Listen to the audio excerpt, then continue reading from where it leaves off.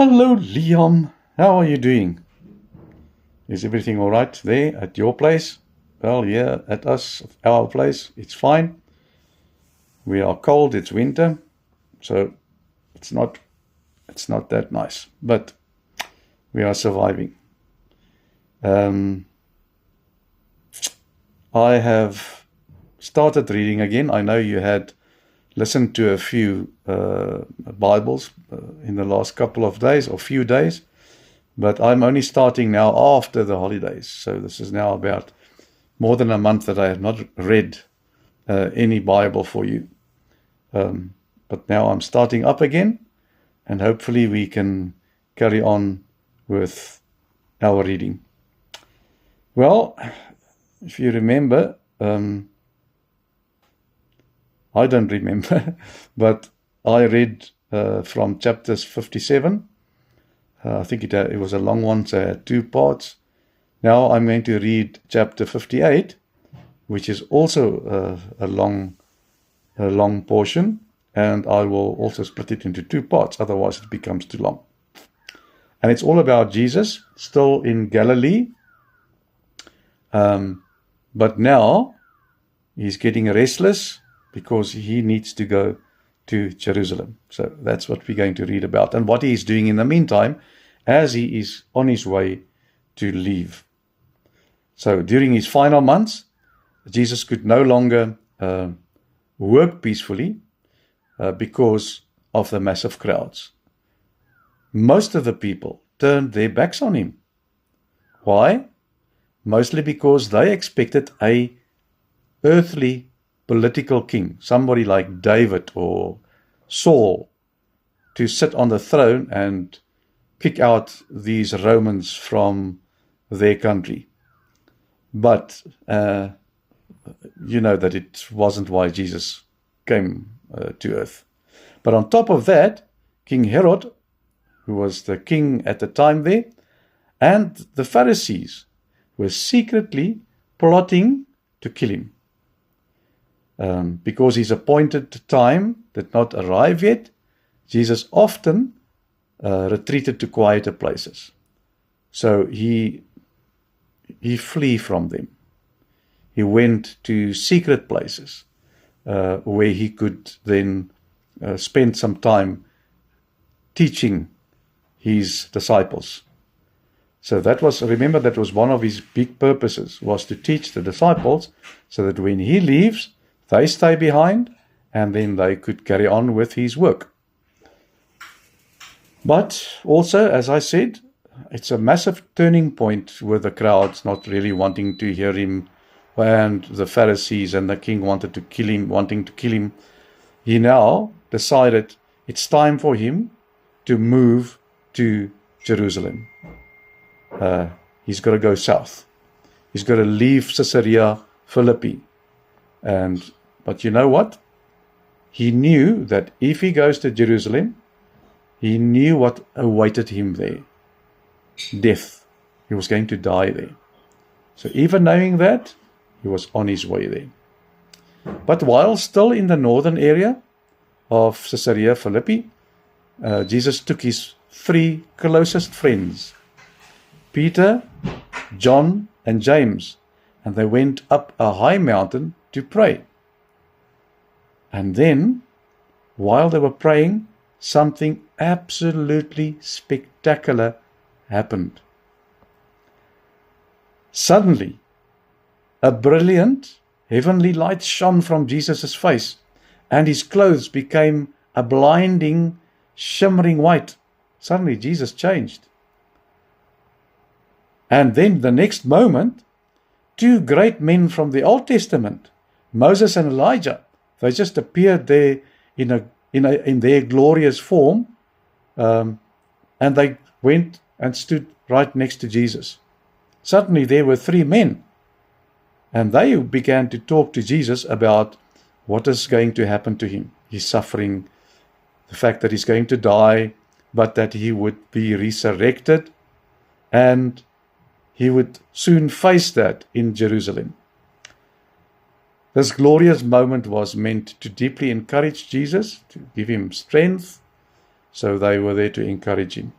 but also to strengthen the disciples, knowing it's going to happen, but knowing that there will be an outcome, and the outcome would be the resurrection. Peter, who's always in front and talked too fast and too quickly, he was terrified but amazed. And he foolishly said, "Master, it is good that we are here. Let us make 3 tents, one for you, one for Moses, and one for Elijah." Peter didn't understand that Jesus' glorious kingdom would only come after he suffered on the cross. And suddenly a bright cloud came down and covered them, and from inside this cloud, God the Father's voice boomed. And the voice said, "This is my beloved Son. Listen to him." The disciples got such a fright, they fell flat on their faces, and they lied there until Jesus touched them and told them not to be afraid and to get up. Then, as they walked down the mountain, Jesus commanded them not to tell anyone about this amazing vision until after he has risen from the dead. So Jesus wanted to go through this whole process first before they tell the other disciples about this amazing story. So that must have been a very difficult thing. Well, when they reached the bottom of the mountain, they found a huge crowd there. And suddenly a desperate father, a man, came screaming for help. He shouted his son was possessed by a vicious evil spirit that gave the boy terrible seizures, and often they tried to kill him by throwing him into a fire or into a deep water. The father explained that he had brought the boy to Jesus, and the other disciples tried, but they were powerless to cast out this demon. Jesus sighed. He sighed at the unbelief of the people, asking how long he must put up with it.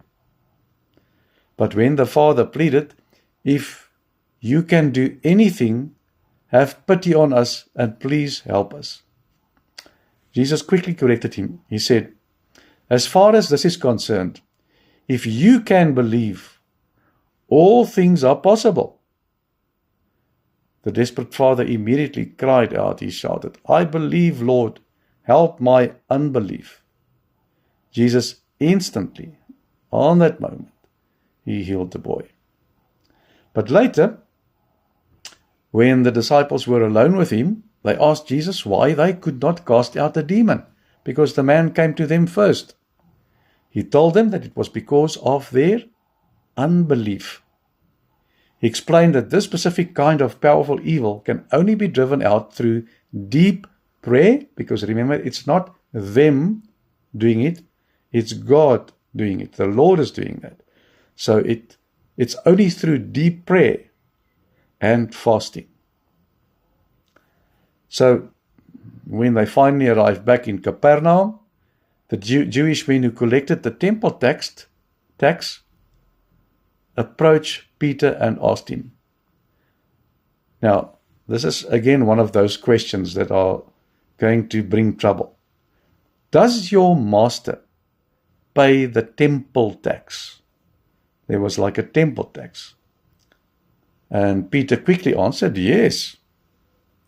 But when Peter went inside the house, Jesus used the moment to teach him a lesson. Jesus asked Peter if earthly kings collected taxes from their own children or from strangers. Do earthly kings collect taxes from their children, their kids, or from other people? And Peter, of course, answered that kings would never collect money from their kids, only from strangers, other people. So Jesus explained that since he is the Son of God, he shouldn't have to pay tax to his own Father's temple. Isn't that right? However, because Jesus didn't want to make trouble and offend people or anyone, he told people to do something very strange and incredible. He told Peter to go down to the sea, because he was a fisherman, remember, throw in a fishing line, and open the mouth of the very first fish he caught. So he must catch the fish, the first fish he caught, must open the mouth, and he would find a silver coin inside. It was called a stater, and which the value of this stater, this coin, would be enough to pay for the taxes, the temple taxes for Jesus and for Peter. So that was absolutely most amazing, and it was something that Jesus foretold that Peter would do, and it would sort out the problem. They will have the money. Okay, so that's it for today. We'll meet again tomorrow, God willing, and carry on with part 2. So Jesus on his way to Jerusalem, he's going to go there, and we know why he's going there. And in the meantime, he's still healing people, preaching to his disciples to make sure that when he leaves, they will be ready to take over from him. Okay, so that's basically where we are. You must sleep tight. Remember, Open Oma love you too. And see you tomorrow. Sleep tight. Love you too. Ciao.